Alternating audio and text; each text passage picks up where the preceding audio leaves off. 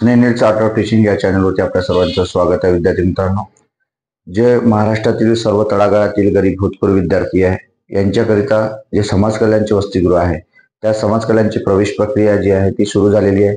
आणि या प्रवेश प्रक्रिया ही जी प्रवेश प्रक्रिया ही कशी असणार आहे या संदर्भाने हे व्हिडिओ बनवतो आहे. कारण ग्रुपलाही मेसेज आपले विद्यार्थी करत आहेत. नंतर आपले फॉलोअर्स जे आहेत ते पण विद्यार्थी आपल्याला कमेंटमध्ये मेसेज करत आहेत की सर आम्हाला हॉस्टेल मिळेल का, आम्हाला गॅप आहे, प्रक्रिया कशी असणार आहे, कधीपासून सुरू होणार आहे, अजून ते ऍडमिशन प्रोसेस सुरू व्हायची आहे जे 11वी-12वी वाले विद्यार्थी आहेत. तर त्याची जी प्रक्रिया आहे त्याची प्रक्रिया कोणती असणार आहे आणि कागदपत्रे कोणते लागणार आहे याबद्दलचं हे संपूर्ण माहिती या व्हिडिओमध्ये देत आहे. आपण जर माझ्या चॅनलला पहिल्यांदा आले असाल तर माझ्या चॅनलला सबस्क्राईब करा, जेणेकरून येणारं जे काही अपडेट असेल किंवा इतर माहिती जी असेल ती माहिती आपल्याला आपल्या या चॅनलवरती मिळत राहील. विद्यार्थी मित्रांनो, लक्षात घ्यायचं आहे की प्रवेश प्रक्रिया जी आहे ती प्रवेश प्रक्रिया फक्त 11वीची सुरू व्हायची आहे आणि बाकी इतर जे आहेत तेही सुरू व्हायचे आहे. पण ज्यांनी स्पॉट ऍडमिशन केले आहे, ज्यांनी लोकल कॉलेजला ऍडमिशन केलेले आहे, सेंट्रलाइज पद्धतीने ज्यांनी ऍडमिशन केलेले नाही आहेत, मग ज्यांनी डायरेक्ट जाऊन ऍडमिशन केले आहे अशा विद्यार्थ्यांसाठी फॉर्म भरणं सुरू झालेले आहे. 26-27 तारखेपासून ही प्रक्रिया सुरू झालेली आहे. आणि यामध्ये काय झालेलं आहे की जी साईट आहे ती साईट पहिल्या 2 दिवस थोडं गडबड झाली आणि ती साईट चालू व्हायची होती. नंतर आता साईट ती बरोबर चालू आहे. esmas.maaiti.org.in ही साईट जी आहे ही साईट समाज कल्याणची साईट आहे. आपण डिस्क्रिप्शन बॉक्समध्ये ही साईट दिली आहे. या साईटवरून तुम्ही अर्ज करू शकता. मग अर्ज कसं करणार आहात तुम्ही लक्षात घ्यायचं आहे. अर्ज करीत असताना तुमचा प्रवेश ज्या जिल्ह्यामध्ये तुम्ही ऍडमिशन घेणार आहात, ज्या हॉस्टेलला तुम्ही ऍडमिशन घेणार आहात त्या कॉलेजच्या सिटीमध्ये तुमचा प्रवेश असणं गरजेचं आहे. म्हणजे जेव्हापर्यंत तुम्ही ऍडमिशन करणार नाहीत तेव्हापर्यंत तुम्हाला हॉस्टेलला प्रवेश किंवा अर्ज करता येणार नाही. आणि ही जी सर्व प्रोसिजर आहे, सर्व वसतिगृहांची प्रोसिजर ही ऑनलाईन आहे. ट्राईब हॉस्टेल असो, ट्रायबल हॉस्टेल असो की मग आपलं समाज कल्याणचं हॉस्टेल असो. गेल्या वर्षी फक्त इतर मागास व बहुजन कल्याण विभाग यांचं पहिलं वर्ष असल्यामुळे ही प्रोसिजर ऑफलाईन प्रोसिजर होती, त्यामुळे विद्यार्थ्यांना समजून घ्यायचं आहे.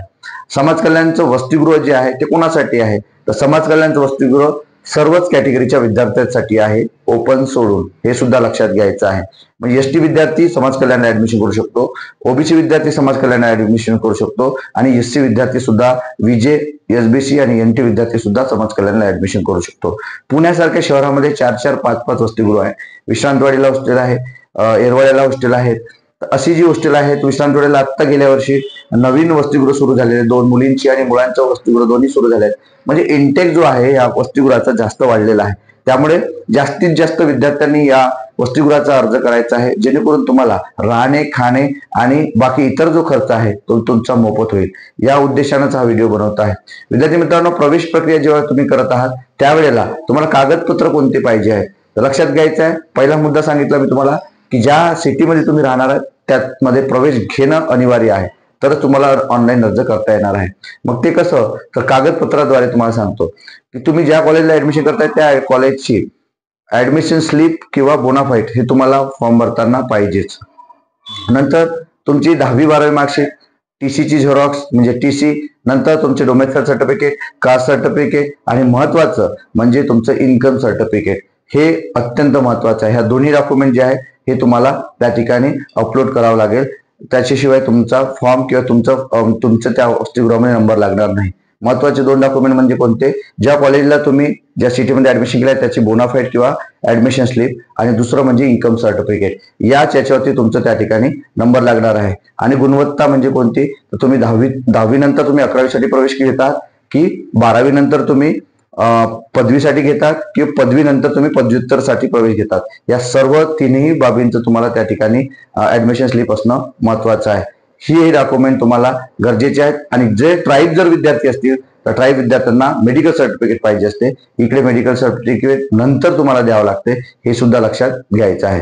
हे कागदपत्रे तुमच्याकडे असणं अनिवार्य आहे. नसेल तर इन्कम सर्टिफिकेट तुम्हाला काढून ठेवायचं आहे. आणि ऍडमिशन प्रोसेससाठी जेव्हा ऍडमिशन प्रोसेस जसं 11वीचे विद्यार्थी आहेत ऍडमिशन प्रोसेस सुरू व्हायला जसं आता एक राऊंड लागलेला आहे, पण ओरिजिनल जो जनरल राऊंड आहे तो जो राऊंड लागणार आहे तो 26 तारखेला त्याची फेरी होणार आहे.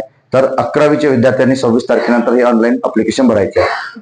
जरी डेट कमी दाखवली असेल तर ही लक्षात घ्यायचं विद्यार्थी मित्रांनो, ही जी डेट आहे ही पहिल्या फेरीनंतर पुन्हा डेट एक्सटेंड होत राहते जेव्हापर्यंत MBBS चे राऊंड असतील किंवा BSc चे राऊंड असतील किंवा नर्सिंगचे राऊंड असतील, जेव्हापर्यंत पूर्ण राऊंड कंप्लीट होत नाही ऍडमिशन प्रोसेसचे संपूर्ण महाराष्ट्रातील, तेव्हापर्यंत ही ऍडमिशन प्रोसेस वसतिगृहाच्या सुरू राहणार आहे. म्हणून कोणी घाबरून जाऊ नये की ऍडमिशनची डेट संपणार आहे आणि आम्हाला वसतिगृहात प्रवेश मिळणार नाही. त्यासाठी तुम्ही आपल्या चॅनलला जोडून राहा, जेणेकरून तुम्हाला कायमस्वरूपी अपडेट आपल्याला मिळणार आहे. विद्यार्थी मित्रांनो, तुम्ही स्नेनियस आर्ट ऑफ टीचिंगचा एक ग्रुप आहे, खाली लिंक दिलेली आहे डिस्क्रिप्शन बॉक्समध्ये, त्या ग्रुपला जॉईन व्हा. त्यावरती तुम्ही प्रश्न सुद्धा विचारू शकता.